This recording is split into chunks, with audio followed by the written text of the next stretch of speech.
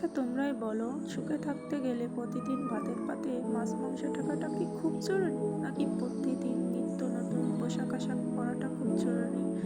আর দেখো, আমি সকালে ঘুম থেকে উঠে গরম জল করে নিয়েছি, কারণ যে পরিমাণে ঠান্ডা পড়ছে আমার গলায় হালকা হালকা ব্যথা হচ্ছে।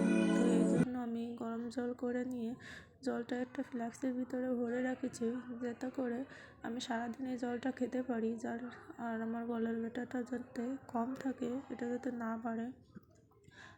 জল গরম করার পরে আমি সকালে রান্নাবান্না সব গুছিয়ে নিয়ে রান্না করে নিয়েছি। যেহেতু আজকে আমাদের নিরামিষ ছিল, সেজন্য আমি লাউ দিয়ে ডাল করেছি, আলু দিয়ে সয়াবিন বড়ির তরকারি করেছি, আর যে লাউয়ের খোসাটা ছিল ওটা আমি বেটেছি।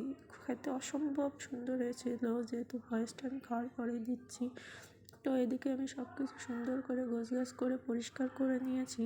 তারপরে দেখো, মাম্মামকে খেতে দিয়ে দিয়েছি। বললাম, মাম্মাম আমি তোমাকে খাইয়ে দিচ্ছি, কিন্তু হবে না, সে একা খাবে। তো যেহেতু সে মোটামুটি টুকিটাকি খেতে পারে, এই জন্য আমি তাকে একাই খেতে দিয়েছি। আর এদিকে আমি সুন্দর করে ভাত দিয়ে তরকারিতে গুছিয়ে নিয়েছি। এভাবে গুছিয়ে খেলে নিজের কাছে একটা রাজকীয় রাজকীয় ভাব আসে।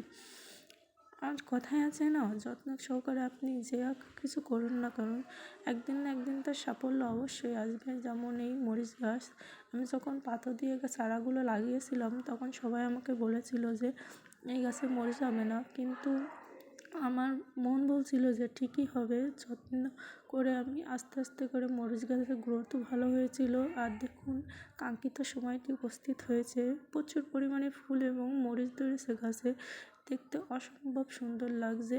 আর নিজের হাতে লাগানোর যে কোনো গাছগাছালিতে যখন ফল ফুল ধরে, তার শান্তিটা একটা আলাদা রকম লাগে।